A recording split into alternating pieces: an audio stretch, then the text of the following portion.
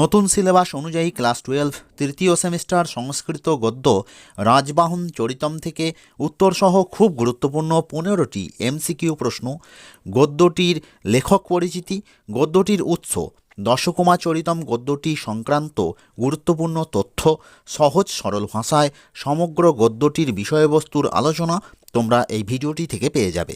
প্রথমেই বলে রাখি, ভিডিওটির সম্পূর্ণ অংশ অবশ্যই মনোযোগ সহকারে শুনবে, কারণ তৃতীয় সেমিস্টারে তোমাদের সমস্ত প্রশ্নই হবে এমসিকিউ টাইপের। আর তোমরা এতদিনে এই কথাটা বুঝে গেছো যে সঠিকভাবে এমসিকিউ প্রশ্নের উত্তরের সমাধানের জন্য সমগ্র অধ্যায় সম্বন্ধে ধারণা থাকা খুবই প্রয়োজনীয়। তোমাদের এমসিকিউ প্রশ্নের কাঠামোকে মাথায় রেখে এই ভিডিওটি তোমাদের জন্য তৈরি করলাম। আশা করি এই ভিডিওটির সম্পূর্ণ অংশ ভালো করে শুনলে এবং এই ভিডিওটিতে দেওয়া প্রশ্নগুলো অনুসরণ করলে তোমাদের পরীক্ষায় আসা প্রশ্নগুলোর উত্তর তোমরা সহজেই সমাধান করতে পারবে। চ্যানেলে নতুন হলে ক্লাস 12 এর তৃতীয় সেমিস্টার এবং পরবর্তী সেমিস্টারের অধ্যায়ভিত্তিক আলোচনার ভিডিও, সাজেশন, উত্তরসহ টেস্ট পেপার সমাধান পাবার জন্য এখনই চ্যানেলটিকে সাবস্ক্রাইব করে রাখো। ভিডিওটি এই মুহূর্তে তোমাদের সকলের কাছেই খুবই প্রয়োজনীয় একটি ভিডিও, তাই ভিডিওটি বন্ধুদের মধ্যে অবশ্যই শেয়ার করে দিও, ভিডিওটিতে একটা লাইক করে দিও, আর তোমাদের সুন্দর মতামত জানিয়ে কমেন্ট করো। আর কোন বিষয় থেকে বা কোন অধ্যায় থেকে এই ধরনের ভিডিওর প্রয়োজন তা এই ভিডিওর কমেন্ট বক্সে লিখে আমাকে জানাও।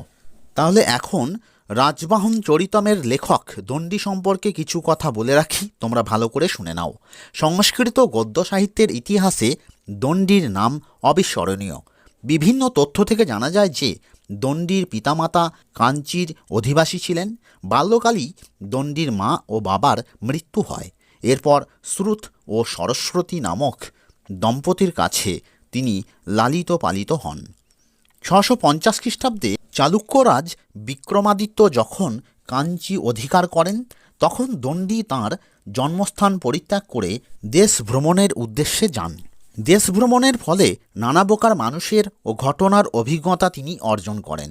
পরবর্তী সময়ে পল্লব নরপতি নরসিংহ বর্মা কাঞ্চি পুনরুদ্ধার করলে দণ্ডী দেশে ফিরে আসেন এবং রাজসভায় এক উচ্চ পদে নিযুক্ত হন। দণ্ডী 3খানি গ্রন্থ রচনা করেছিলেন বলে প্রসিদ্ধ আছে। হারাবলী গ্রন্থে বলা হয়েছে অবন্তী সুন্দরী কথা, দশকোমা চরিতম এবং কাব্যাদর্শ, এই 3খানি গ্রন্থই দণ্ডীর রচনা বলে বিখ্যাত।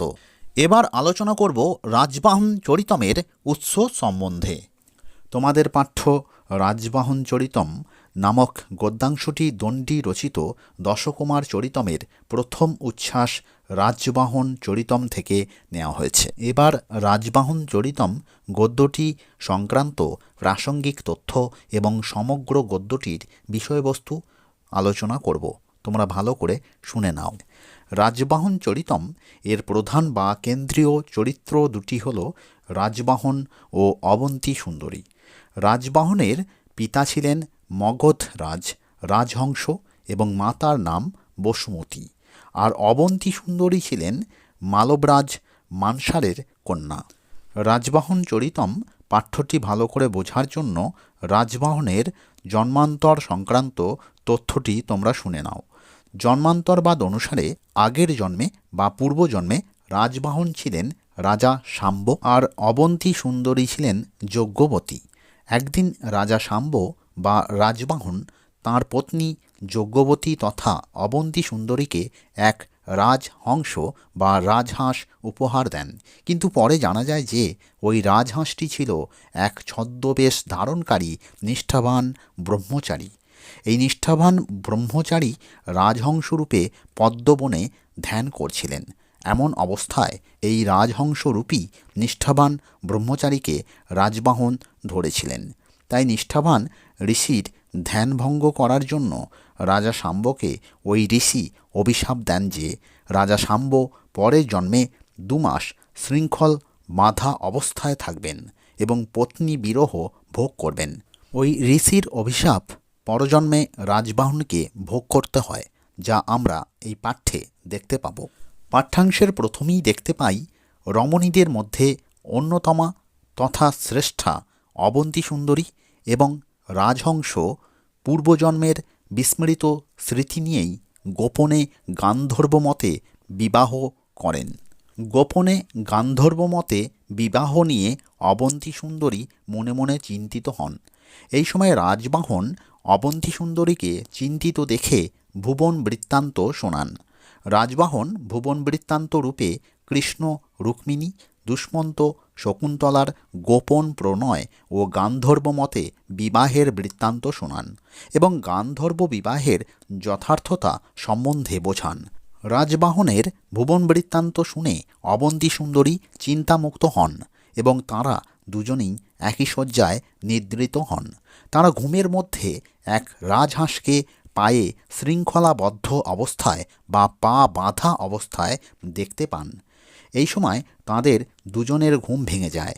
এরপর অবন্তী সুন্দরী দেখেন যে রাজবাহনের পা দুটি কে যেন রূপার শৃঙ্খল দ্বারা বেঁধে দিয়েছে। আর এই দৃশ্য দেখে অবন্তী সুন্দরী ভয়ে কাঁদতে থাকেন এবং চিৎকার করেন। অবন্তী সুন্দরী চিৎকার শুনে রাজ অন্তঃপুরের সকলেই মনে করে যে হয়তো কোথাও আগুন লেগেছে বা কোথাও পিশাচরা আক্রমণ করেছে। যেহেতু রাজবাহন ও অবন্তী সুন্দরী দুজনের মনের মিলনের হেতু গান্ধর্ব মতে বিবাহে আবদ্ধ হয়েছে, সেহেতু তাদের বিবাহ বিষয়ে গোপনীয়তা ঘটনাস্থলে খুবই প্রয়োজনীয় ছিল।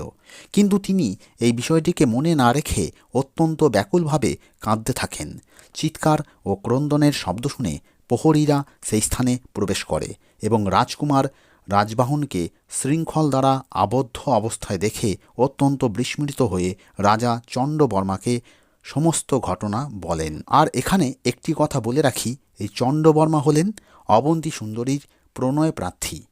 অবন্তী সুন্দরী গোপনে চণ্ডবর্মার শত্রু রাজবাহনের সাথে বিবাহ করেছে এই কথা শোনা মাত্রই চণ্ডবর্মা অত্যন্ত রেগে যান।